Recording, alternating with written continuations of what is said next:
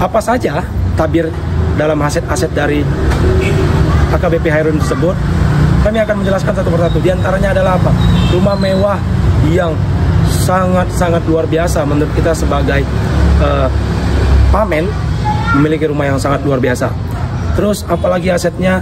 Kita jumpai di lapangan, namanya ada homestay atau kos Ardisa yang terletak di Benteng Hilir, Kabupaten Deli Serdang. Yang kita ketahui dari data yang kita himpun, lebih kurang ada 30 unit kos-kosan atau homestay.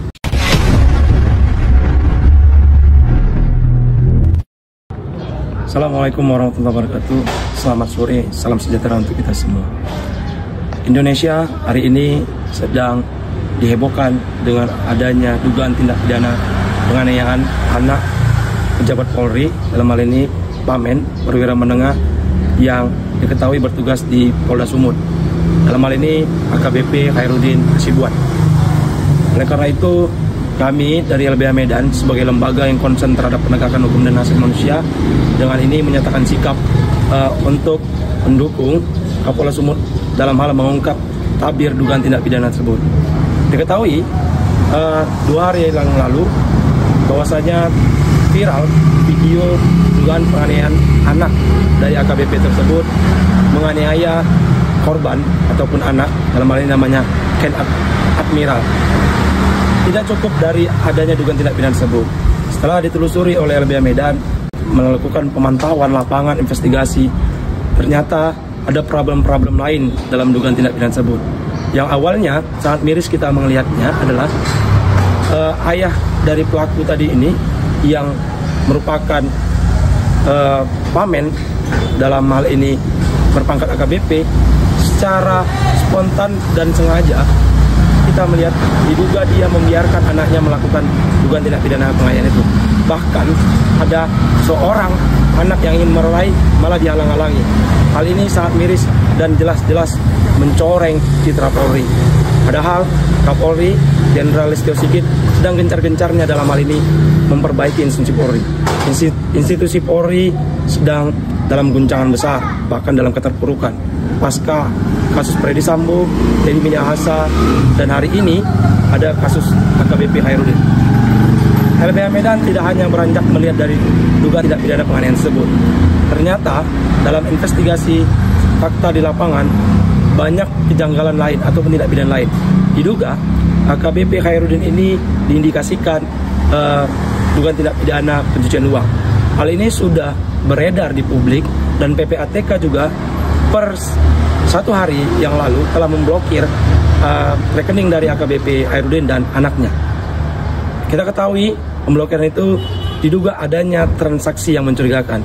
Bahkan dari Humas, yang kita ketahui Humas dari PPATK itu adalah puluhan miliar. Oleh karena itu, beranjak dari kasus ini, LBH Medan sebagai lembaga yang konsen terhadap penegakan hak asasi manusia dan kontrol kinerja aparat penegak hukum dalam hal ini terkhusus Polri, kita melihat dan ikut serta untuk mendorong perbaikan Polri dalam hal revolusi Polri di dalam hal struktural maupun kulturnya.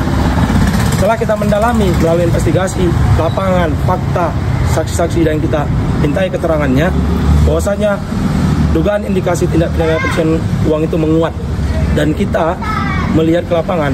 Adapun uraian-uraian harta ataupun aset milik dari diduga milik AKBP Hairudin ini ditaksir oleh LBH Medan mencapai 30 sampai dengan 50 miliar. Walaupun nanti hasilnya akan dikeluarkan oleh PPATK melalui LHA, laporan hasil analisis. Apa saja tabir dalam aset-aset dari AKBP Hairudin tersebut? Kami akan menjelaskan satu persatu. Di antaranya adalah apa? Rumah mewah yang sangat-sangat luar biasa menurut kita sebagai pamen, memiliki rumah yang sangat luar biasa. Terus apalagi asetnya? Kita jumpai di lapangan, namanya ada homestay atau kos Ardisa yang terletak di Benteng Hilir, Kabupaten Deli Serdang. Yang kita ketahui dari data yang kita himpun, lebih kurang ada 30 unit kos-kosan atau homestay. Dan tidak itu saja, ada lagi rumah sewa yang ada di Jalan Pendidikan Pancing ataupun Percut Setuan, Kabupaten Deli Serdang. Lebih kurang dugaan kita ada 20 unit. Tidak cukup dengan itu, kita terus menginvestigasi dari aset-asetnya, yaitu ada Harley Davidson yang diduga milik AKBP Khairuddin, Rubicon, Jeep, dan yang sangat luar biasa, ada yang saat ini jadi bahan pembicaraan khusus di Kota Medan, yaitu gudang solar, diduga gudang solar ilegal. LBH Medan turun ke lapangan memantau apakah benar adanya gudang tersebut. Secara kasat mata langsung kita lihat ke sana, nyatanya ada. Dan gudang itu ditemui ada satu mobil box yang notabene bukan alat untuk membawa solar, tetapi dimanipulasi dengan atau diset dengan sebagai alat untuk membawa solar, dugaan itu. Ini sudah beredar di masyarakat. Itulah kumpulan-kumpulan harta. Bahkan indikasi terbaru adalah dugaannya adalah ada salon kecantikan diduga milik dari istri AKBP Khairuddin Nasibuan. Oleh karena itu, hal ini sudah menggambarkan bagaimana aparat penegakan hukum dari ini adalah KPK untuk bisa segera turun menindaklanjuti dugaan tindak pidana pencucian uang ini. Bukan hanya tindak pidana anaknya saja, tapi tindak pidana pencucian uang ini yang memang dalam Undang-Undang 8 2010, tindak pidana pencucian uang ini adalah jelas-jelas membahayakan stabilitas perekonomian, integritas perekonomian, bahkan membahayakan sendi-sendi perekonomian masyarakat. Oleh karena itu, kita sangat menyayangkan ada kejadian ini. Bahkan Kompolnas juga sudah mendesak untuk agar AKBP Khairuddin dipidanakan. Oleh karena itu, ada tabir lagi yang kita buka, yaitu adalah bagaimana mungkin aset-aset yang dikumpulkan begitu banyak bisa dimiliki seorang perwira menengah, dalam hal ini AKBP, yang berdasarkan PP 17 2019 tentang gaji dari anggota Polri dengan jabatan AKBP itu sepengetahuan kita 4 sampai dengan 5 juta. Kalau dikalkulasikan, mungkin gajinya dimaksimalkan dengan tunjangan lebih kurang 10 sampai dengan 15 juta. LBH Medan mendukung apa yang dilakukan oleh PPATK yang memblokir rekening AKBP Khairuddin dan anaknya. Ini jelas diatur dalam pasal 1 angka 3 dan pasal 1 angka 5 huruf A, yaitu PPK sebagai lembaga independen, yaitu dalam hal ini melakukan pencegahan dan pemberantasan tindak pidana pencucian uang. Apa tepatnya adalah, kenapa? Dalam pasal 1 angka 5 itu transaksi yang mencurigakan itu jelas-jelas nampak. Dalam hal ini profil, karakteristik, dan pola transaksi dari AKBP Khairuddin itu tidak sesuai dengan jabatannya. LBH Medan mendapati informasi kalau AKBP Khairuddin ini bukan dari Akpol, melainkan dari Bintaro. Karirnya begitu melejit, bahkan sering dipos-poskan di tempat-tempat narkoba. Hal itu membuat indikasi kecurigaan itu, dugaan-dugaan itu, tindak pidana pencucian uang itu semakin kuat. Oleh karena itu harus dikerjakan secara mendalam, dan Polda serius dalam hal ini menangani perkara ini dengan menyampaikan transparansi ke publik bahwasanya apa saja yang dilakukan oleh AKBP Khairuddin. Dan tabir ini juga akan membuka, kalau dulu 2015 ada masalah rekening gendut di pejabat Polri, hari ini bisa pintu masuk untuk melihat apakah pejabat Polri taat LHKPN ataupun pejabat-pejabat Polri maupun perwira menengahnya itu menyampaikan LHKPN dengan benar. Miris kita melihatnya, dan dugaan terkait dengan penyamaran ataupun indikasi dugaan tindak pidana pencucian uang itu adalah apa? LHKPN AKBP Khairuddin, data di lapangan 467 juta itu adalah LHKPN yang diduga 2011. Di 2021 itu juga lagi laporannya. Dari sini kita bisa melihat apakah ada disamarkan atau disembunyikan harta-harta tersebut. Oleh karena itu, kejanggalan ini harus dibuka, harus diungkap secara transparan, dan Polda Sumut kita minta keseriusannya, mendesak LBH Medan mendesak secara transparan dengan metode yang penyelidikan yang profesional, bahkan bisa menggunakan metode scientific crime investigation. Metode ini yang digunakan untuk mengungkap kasus-kasus yang sebelumnya. Jika ini tidak dilakukan, mengungkap dugaan pencucian uang itu, maka LBH Medan akan menilai adanya diskriminasi penegakan hukum. Karena bukan hal yang lumrah ataupun masih segar di ingatan kita, Rafael Alun Sambodo dalam kasus anaknya diungkap ataupun dibuka tabir aset-aset kekayaannya. dan tindak pidana yang diakomodir ataupun tindak pidana yang dapat disangkakan kepada AKBP Hairudin itu ada banyak. LBH Medan menilai ada dugaan tindak pidana turut serta dalam melakukan tindak pidana pengayaan, ancaman, dugaan pembunuhan dengan menggunakan senjata api yang diarahkan kepada saksi dan maupun korban, yaitu 338, Junto 304, Junto 340, Junto 531 dan Junto 55 KUH pidana.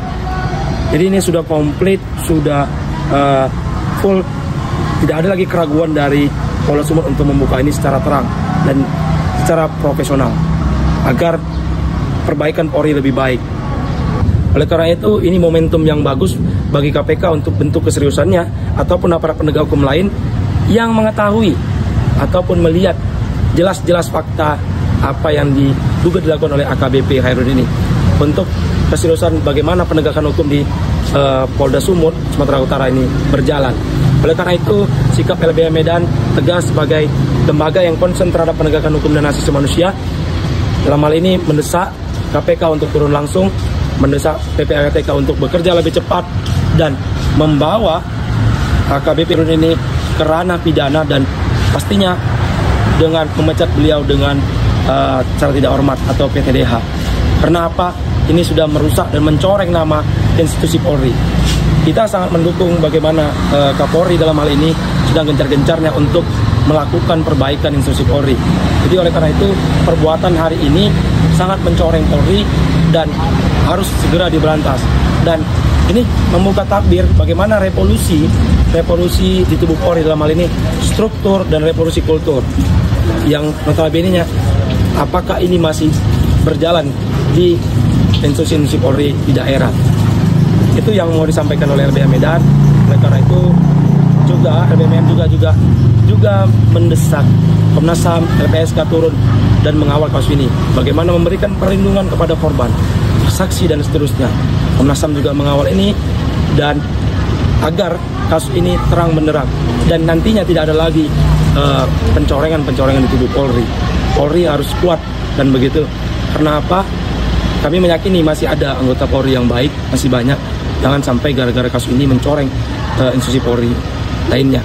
Oleh karena itu, yang saat ini kita ketahui bahwa AKBP Hairudin sudah ditempatkan di tempat khusus selama 30 hari, maka sudah sepatutnya beliau ini harus ditingkatkan ke tindak pidananya, didalami dan diadili, bahkan harus dipecat.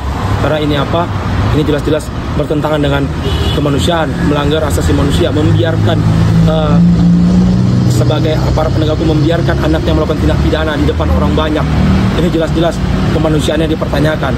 Undang-Undang Dasar menyatakan tentang Indonesia dan negara hukum, negara yang mengedepankan asas manusia, negara yang mengedepankan asas equality before the law, penegakan hukum. Jadi ini sudah tidak manusiawi lagi menurut kita dan harus segera ditindaklanjuti. Polri masih banyak orang-orang baik itu.